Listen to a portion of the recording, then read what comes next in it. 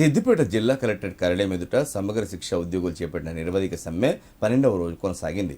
సమ్మెలో భాగంగా ఆర్ట్ ఉద్యోగులు తమ గోడును ప్రభుత్వం పట్టించుకోవాలంటూ ఫుట్పాత్పై చిత్ర ప్రదర్శన చేస్తూ వినూత్న నిరసన తెలిపారు. ఈ సందర్భంగా వారు మాట్లాడుతూ చాలీ వేతనాలతో ఏళ్ల తరబడి విద్యార్థులకు విద్యను బోధిస్తూ వారు ఉత్తమ స్థానాలను అధిరోహించేలా కృషి చేస్తున్నామన్నారు.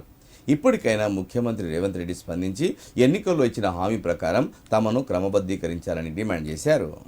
గత 12 సంవత్సరాలుగా సమగ్ర శిక్ష అభియాన్లో పనిచేస్తున్నటువంటి ఆర్ట్, క్రాఫ్ట్, మ్యూజిక్, పీఈటీ టీచర్లందరూ కూడా పాఠశాల స్థాయిలో వర్క్ చేస్తున్నాము. మేము పిల్లలకు ఎంతో చక్కనైనటువంటి అందమైనటువంటి చిత్రాలను నేర్పుతూ పిల్లల యొక్క భవిష్యత్తును తీర్చిదిద్దాలని, చేతి రాతలు మారాలని, మా చేతులు పోయినా సరే మా పిల్లలకు ఒక అందమైన రాతలు నేర్పించాలని, వాళ్ళు ఉన్నత స్థాయికి ఎదగాలని, వాళ్ళు మాలా కాకుండా భవిష్యత్తులో ఒక ఉన్నత స్థాయికి ఎదగాలని మేము కోరుకుంటున్నాము. మా యొక్క పిల్లలు మాలా కాకుండా మేము వెట్టి చాకరీ చేస్తున్నాము. ఈరోజు 11,700 రూపాయల జీతము మేము పోయే వెహికల్ యొక్క ఛార్జెస్ కూడా కావట్లేదు.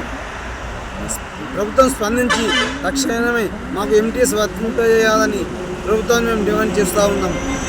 ఇప్పుడు దాదాపు మేము 12 సంవత్సరాలు చేస్తున్నప్పటికీ పిఐపి అనుకుంటే అవి మాత్రమే ఇవ్వడం తప్ప ఇప్పటి వరకు మాకు ఎలాంటి కనీసం విద్యార్థులకు నేర్పడానికి కనీసం మెటీరియల్ కూడా ఇప్పటివరకు ఏ సంవత్సరం కూడా అందివ్వలేదు.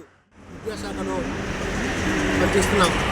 ప్రభుత్వ పాఠశాలలో ఆర్ట్ టీచర్గా పార్ట్ టైం ఇన్స్ట్రక్టర్స్ పనిచేస్తున్నాము.